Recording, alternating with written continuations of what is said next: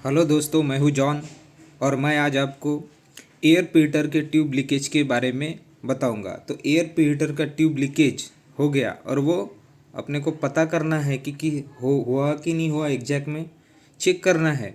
तो उसके लिए क्या करेंगे, अगर आपका बॉयलर रनिंग में है तो रनिंग कंडीशन में कैसे चेक करेंगे और शटडाउन कंडीशन में कैसे चेक करेंगे।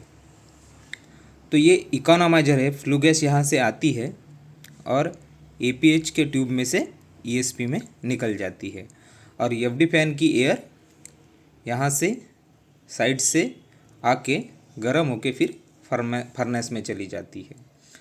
तो ये जो फ्लू गैस यहाँ से ट्यूब से जाती है और बाहर से एयर रहती है एयर प्रीहीटर में। तो यहाँ पे जो है वो ऑक्सीजन एनालाइजर लगाया रहता है इकोनोमाइजर और एपीएच के बीच में। ठीक है, तो जो एपीएच के इनलेट में आपका ऑक्सीजन अगर लगाया जा रहा है, एपीएच इनलेट, ये ऑक्सीजन आपको आपके डीसीएस पे दिखाएगा कि O2 कितना है। समझो ये 3.5 है। ठीक है, फिर आपने एपीएच के आउटलेट में रनिंग कंडीशन में ऑक्सीजन चेक किया।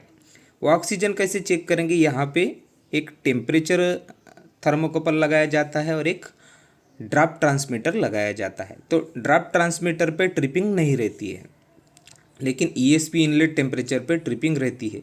तो आप उसको छेड़छाड़ मत करिए। तो ये जो ड्राफ्ट ट्रांसमीटर लगाया वहाँ से उसका ओपनिंग खोल के वहाँ से आप ऑक्सीजन का सैंपल लेके आप लैब में ऑक्सीजन चेक कर सकते हैं। तो समझो मैंने एपीएच के आउटलेट में ऑक्सीजन चेक किया, तो वो आया समझो 5। तो मेरा जो एपीएच में इनलेट में 3.5% O2 है और आउटलेट में ऑक्सीजन बढ़ रहा है, मतलब कुछ तो एयर जो है वो इनग्रेस इसमें हो रही है। ठीक है, मतलब आप जो एफडी फैन की एयर दे रहे हैं ये ट्यूब में इनग्रेस हो रही है, मतलब आपका ट्यूब लीकेज है, तभी ये एयर बढ़ रही है। तो समझो आपका ईपीएच के आउटलेट में अगर आपका ऑक्सीजन परसेंटेज बढ़ गया तो आप समझ लेना कि आपका ईपीएच का ट्यूब लीकेज है। ये पहला ऑप्शन हो गया। और दूसरा, आपको कैसे पता चलेगा रनिंग कंडीशन में कि आपका बॉयलर फुल लोड में चालू है और आपका O2 है वो 3.5 पहले मेंटेन होता था, लेकिन अभी वो 3.5 मेंटेन नहीं हो रहा है। आपने एयर बॉक्स प्रॉपरली मेंटेन किया, bed height pressure properly maintain किया, एफडी का सेट पॉइंट भी बराबर रखा, फिर भी आपका O2% मेंटेन नहीं हो रहा है। ठीक है, बॉयलर की फर्नेस की कंडीशन भी अच्छी है, फिर भी O2 मेंटेन नहीं हो रहा है। तो इसका मतलब क्या है कि आपका ट्यूब लीकेज होने के चांसेस हो सकते हैं एपीएच के। ठीक है, और ये जो एफडी फैन का एयर फ्लो आपको मेंटेन नहीं हो जाएगा और आपके आईडी पे भी लोड बढ़ जाएगा। तो पहले आप चेक करिए कि फुल लोड कंडीशन में जो भी पीजी टेस्ट जब लिया गया होगा तो उसमें आईडी फैन का आरपीएम कितना था, एफडी फैन का आरपीएम कितना था, उससे भी आपको पैरामीटर चेक करके भी आपको आपको इसमें पता चल जाएगा कि एपीएच में ट्यूब होने के चांसेस, लीकेज होने के चांसेस रह सकते हैं। ठीक है, तो ये तो रनिंग कंडीशन में आपको पता चल गया। ठीक है, अब अगर मेरे को शटडाउन कंडीशन में चेक करना है तो हर शटडाउन में चेक करना चाहिए कि इसमें एपीएच के ट्यूब की कंडीशन क्या है। तो यहाँ पे मैनुअल डोर दिया रहता है, यहाँ पे मैनुअल डोर से आप यहाँ से ये ट्यूब इंस्पेक्ट कर सकते हैं। ठीक है, कभी कभी क्या होता है, दो मॉड्यूल रहते हैं एपीएच में, नीचे भी कॉइल रहता है ऊपर में भी कॉइल रहता है, तो यहाँ के बीच में भी मैनुअल डोर रहता है। तो आप दोनों साइड के ट्यूब क्लीन कर सकते हैं जब भी शटडाउन मिलेगा। तो उसमें आप फिजिकली चेक करिए। आप क्या करिए, एफडी फैन पहले स्टार्ट करिए, आईडी वगैरह सब बंद है, खाली एफडी फैन आपका चालू है। तो एफडी की एयर जब देंगे तो अगर ट्यूब में लीकेज होगा तो ये ट्यूब से क्या आएंगे, ऊपर आने की कोशिश करेंगे। तो जब भी ये ट्यूब से आपका एयर बाहर आ रहा है तो इसका मतलब आपका आप फिजिकली हाथ से भी चेक कर सकते हैं। तो आप पहला ऑप्शन है कि आप फिजिकली भी चेक कर सकते हैं।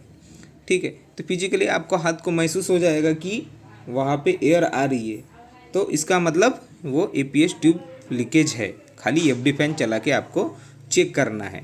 तो ये पहला ऑप्शन हो गया। ठीक है, दूसरा ऑप्शन है इसमें सोप सॉल्यूशन चेक करके। सोप सॉल्यूशन, आपका जो भी डिटर्जेंट है उसका सोप सॉल्यूशन बनाने के बाद आपको क्या करना है, ये EPH के ट्यूब जहाँ पे टॉप में है वहाँ पे स्प्रेड करना है और FD फैन चालू करना है। तो क्या होगा, जो भी ट्यूब लीकेज होगा वहाँ से क्या होगा, ये जो आपका सोप है वो बाहर निकलने की कोशिश करेगा एयर के प्रेशर से। अगर ट्यूब लीकेज है तो ये सोप सॉल्यूशन टेस्ट हो गया। तीसरा है केरोसिन टेस्ट या कोई भी ऑयल टेस्ट। तो केरोसिन टेस्ट में भी आप इसी तरह से सेम ऐसा ऑयल स्प्रे करके, तो जैसे ही एयर नीचे से लीकेज रहेगा तो वो क्या करेगा, ऑयल को स्प्रे करने का, बाहर स्प्रे करने की कोशिश करेगा। ठीक है, तो ऐसे ऑयल आप ऐसे डाल रहे हैं तो ये क्या होगा, ऐसा सा स्प्रेड होगा। ठीक है, अगर यहाँ से प्रेशर आएगा तो ये हो गया केरोसिन टेस्ट। ठीक है, तीसरा है, चौथा है फायर से। आप यहाँ पे मतलब एक आग का गोला बना दीजिए और यहाँ पे ट्यूब के आसपास लगा दीजिए। तो जहाँ से मतलब ट्यूब लीकेज रहेगा वहाँ से एयर मारेगा तो आग क्या आएगा, हल्का सा बढ़ने की कोशिश करेगा। ठीक है, तो ये फायर से भी आप टेस्ट कर सकते हैं। तो बेस्ट वे है कि आप सोप सॉल्यूशन से ही टेस्ट करिए। ठीक है, और चौथा है कि मैं एक प्रेशर गेज लगा के, प्रेशर गेज से भी मैं चेक कर सकता। तो ये ट्यूब है, ठीक है, मैं ऊपर से इसको एयर दे रहा हूँ।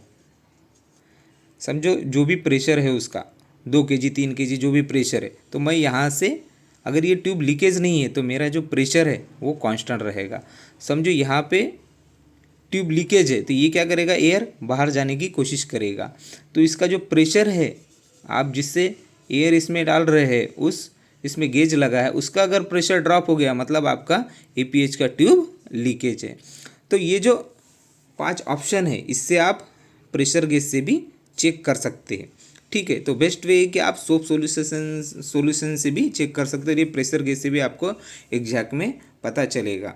तो दोस्तों ये बहुत इम्पॉर्टेंट है, बहुत इम्पॉर्टेंट। बहुत सारे इंटरव्यू में पूछा जाता है कि आप EPH का ट्यूब का लीकेज किस तरह से चेक करेंगे। तो रनिंग कंडीशन में भी आप चेक कर सकते हैं और शटडाउन कंडीशन में चेक कर सकते हैं। हर शटडाउन में आपने EPH का ट्यूब क्लीनिंग करना चाहिए। ठीक है, इससे क्या है, प्रॉपरली हीट ट्रांसफ़र होगा, आपके टेम्परेचर मेंटेन हो जाएंगे एयर के और आपके फ्लू गैस के। तो दोस्तों अगर ये वीडियो आपको पसंद आ गया होगा तो लाइक कीजिए, शेयर कीजिए, सब्सक्राइब कीजिए। थैंक यू दोस्तों।